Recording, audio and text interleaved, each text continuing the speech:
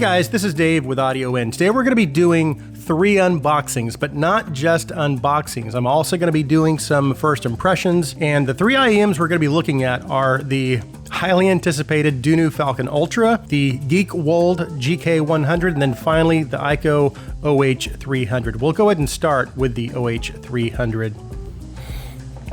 Okay, we have some after sales information. Then directly under that, we've got the IEMs, an accessories box, and some ear tips. Now, one interesting attribute is the shells have a photochromatic glass faceplate, and I guess the idea is to be able to see some of the internal components, but without the risk of them being exposed to harmful UV rays. So that is kind of interesting. Again, we have a fairly decent assortment of tips here. Then we have the cable. It's 2-pin, and it has a 3.5 termination.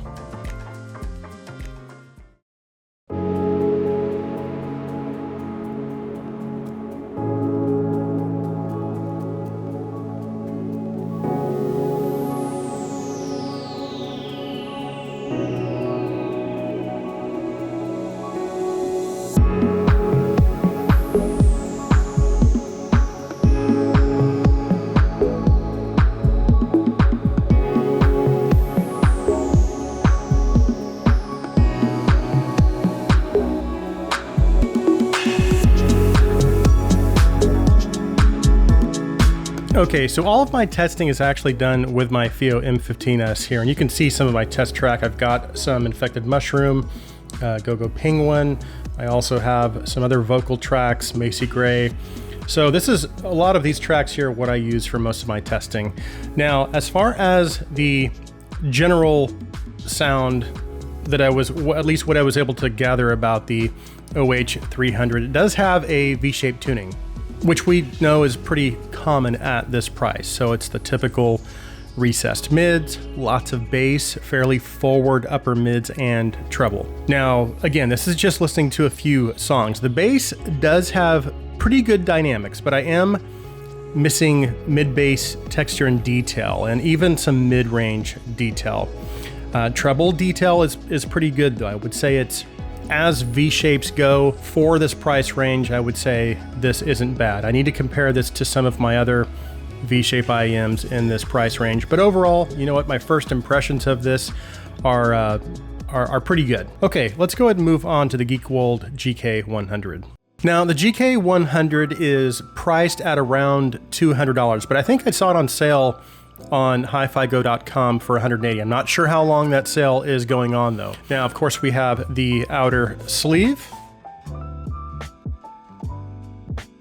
We've got some product information. There are the IEMs.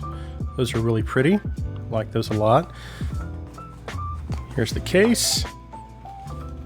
Nice case. Now, this cable is actually manufactured by a company called Hakuge. They make lots of really nice cables. I'm not sure which model this is, but just based on what I'm seeing here, this is a very nice cable. It feels very flexible, it's soft.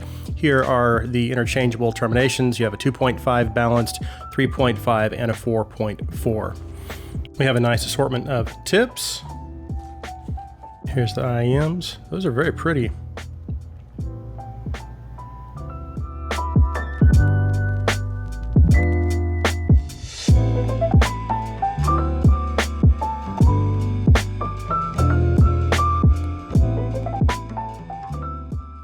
Okay, so this is pretty interesting. I'm feeling a little bit torn about the GK100 because on one hand, we have uncharacteristically detailed upper mids and treble for this price range, although it is a little unbalanced and it's not very natural sounding, which it can be the case with V-shape tunings often. And I'm also not getting a whole lot of lower mid detail, so I'm definitely getting some bass bleed, but at the same time, I am feeling engaged and finding myself kind of enjoying the fun aspect of this tuning, and I am quite impressed, again, with the upper, mid, and treble detail. So the GK100 right now is just kind of a mixed bag for me, but I'm definitely going to have to give it more time, compare it to my other IEMs, and I will have a full review coming up soon. Okay, let's go ahead and move on to the Dunu Falcon Ultra. Okay, now they have not released the Falcon Ultra yet, so I don't know what the price is going to be, but I do know that the Falcon Pro is priced at around $220. So my guess is they'll probably keep it around that price range, but I don't know for sure. We'll have to wait and see. But in any case, let's go ahead and do a quick unboxing. Okay, so let's go ahead and remove the outer sleeve. Okay, you're greeted with a large case. Wow, this is big. This is very nice. I like the color, I like the fabric they used. I'm gonna have to compare this to the other Dunu cases, but this is I'm sure much larger than those. Okay, lots of accessories. Okay, so we have the IEMs and cable. We'll go over that in a second. So this cable is also modular. So this is one of the terminations here. Another set of filters. Of course, Dunu always supplies lots of tips.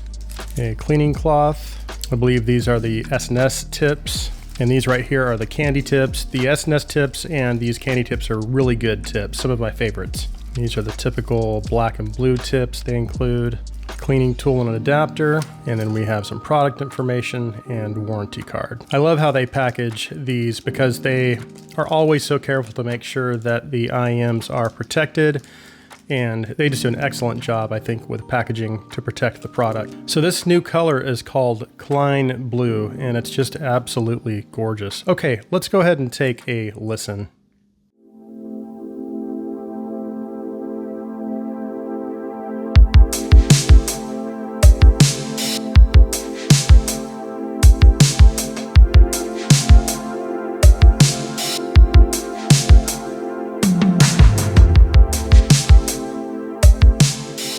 Okay, nice. This is actually definitely an upgrade over the Pro. It does still have a V-shaped tuning, and it does have some similarities in its tuning, but it comes across as slightly more refined in my opinion.